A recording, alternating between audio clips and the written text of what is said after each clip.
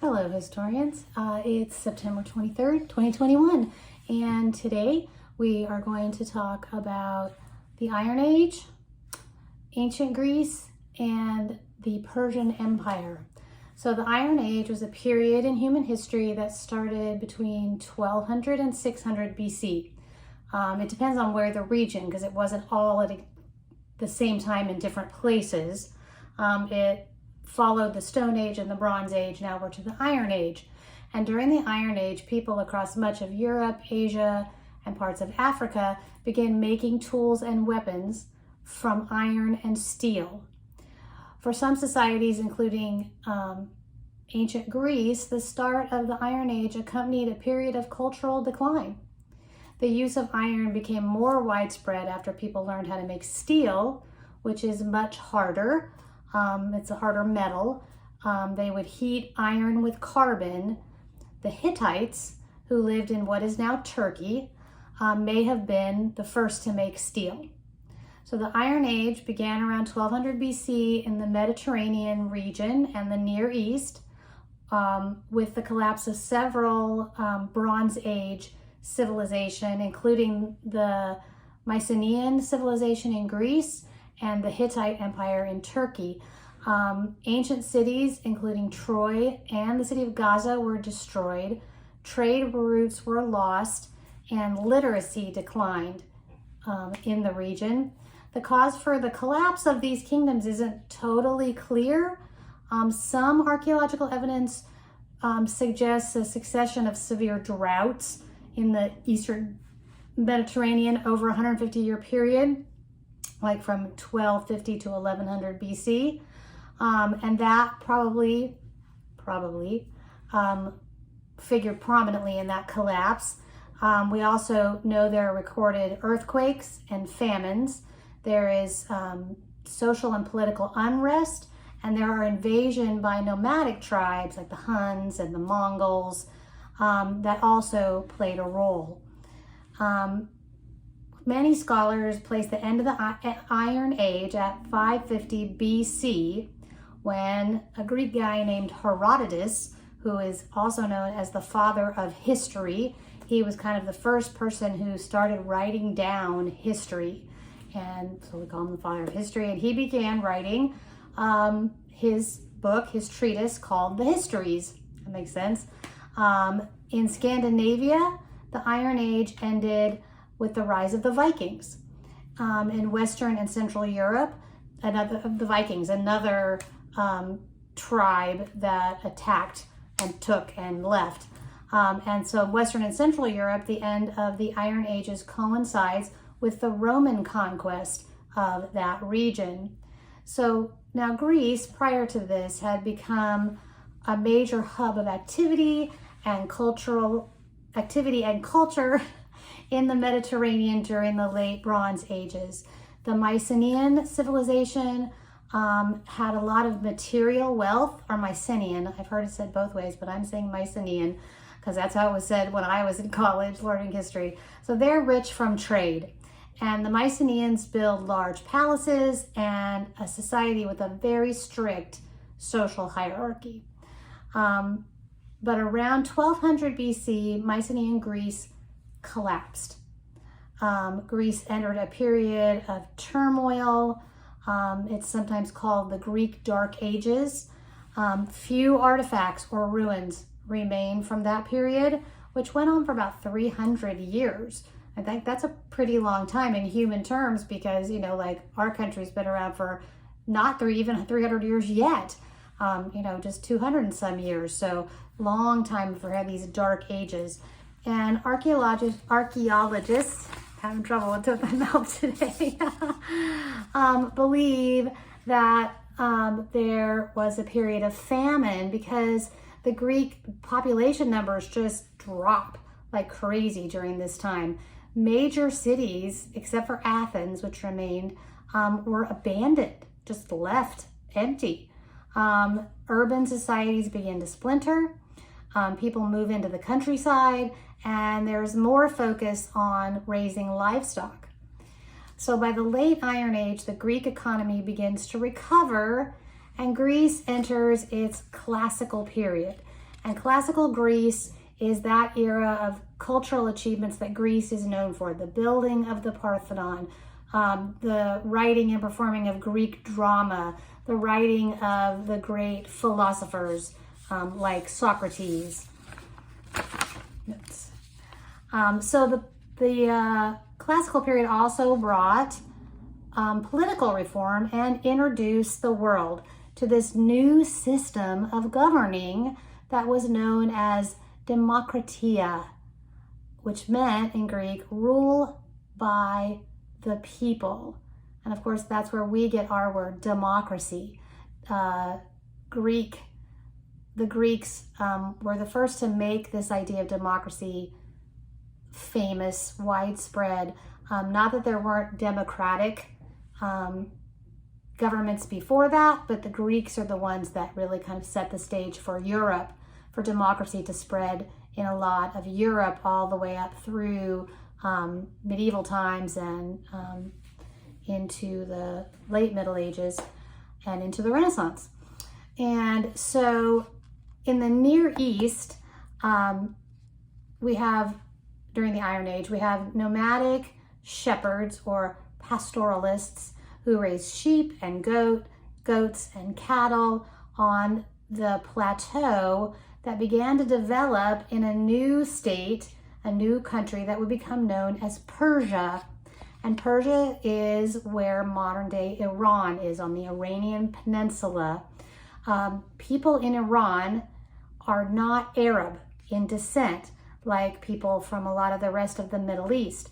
A lot of times they get connected with the Arab nations because they're also Muslim nation, and all the Arab nations are Muslim nations, but the Iranian people, and they're fairly firm that you don't call them Arabs, that they are Persian in descent. And I know this, I knew some people back when I was living in California who had actually escaped from Persia, or from Iran rather, during a time of unrest there. And they were very quick to say that they were not Arab, they were Persian, and don't forget it.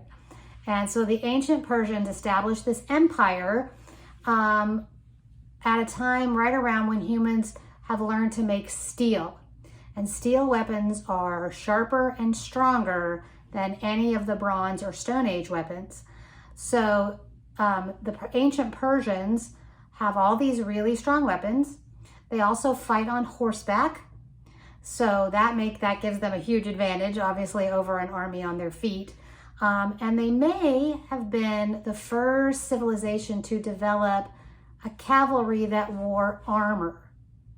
And even their horses were covered in steel armor.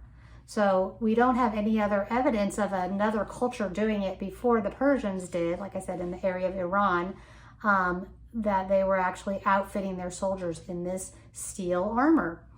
And the first Persian Empire was founded by Cyrus the Great. And that was about 550 BC. And it became one of the largest empires in history. It grew beyond what is Iran into the Balkans of, Eastern Europe, and the Indus Valley in India.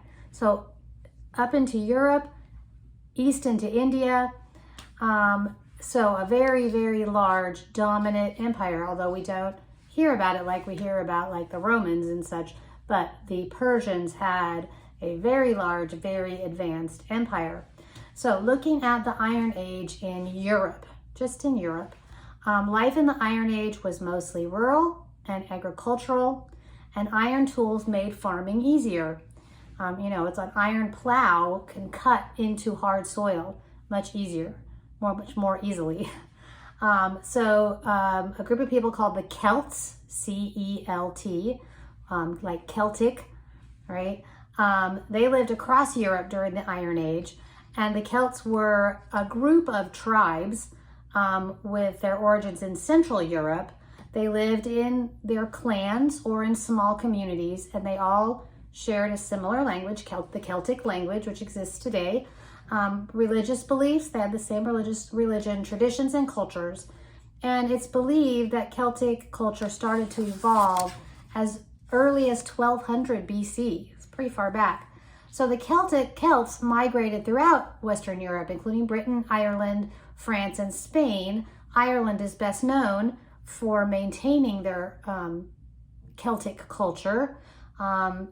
It also exists in Great Britain. Traces of their language still exist. Parts of their culture are still prominent today.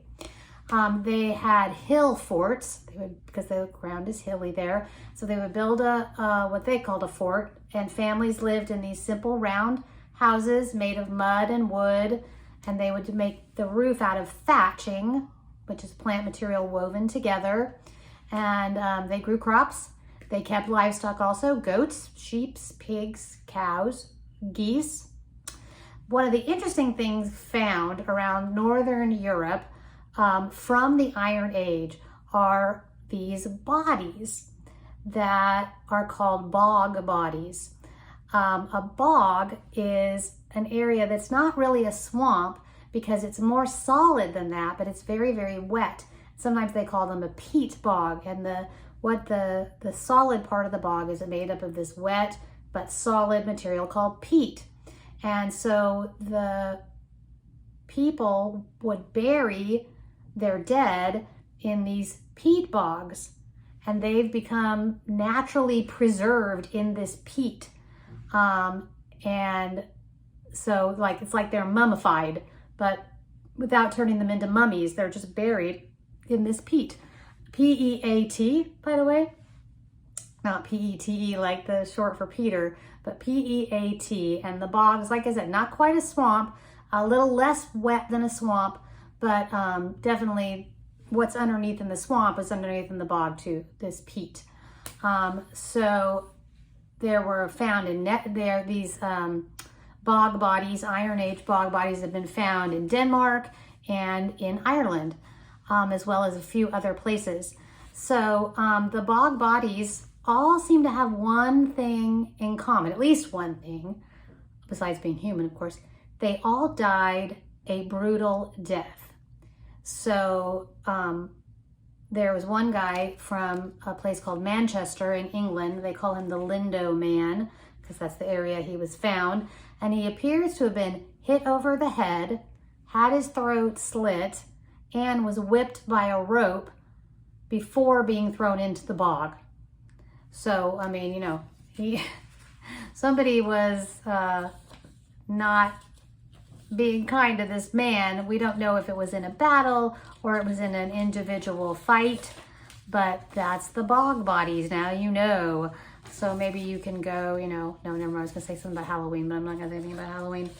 So the Celtic tribes had no written language at that time, so they didn't give us any record of why these people were killed and thrown in bogs. Some experts say they might have been being punished, or perhaps it was a ritual killing. They were sacrifices for religious reasons, but we don't know for sure.